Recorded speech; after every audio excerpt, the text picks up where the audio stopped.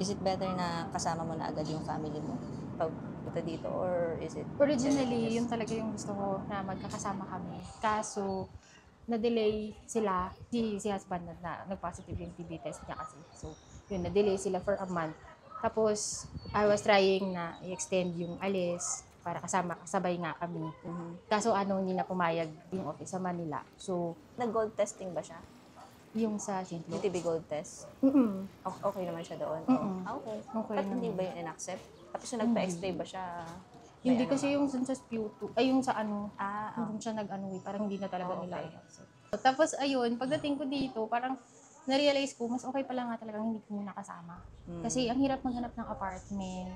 Nung nag-i-inquire ako, halos lahat nung na-inquire ko, they were telling me na we have to get 2 bedrooms kasi may, because of our son, parang hindi siya, medyo tight yung budget. So, nag-try ako maghanap ng 1 bedroom lang talaga. Puti pumayag yung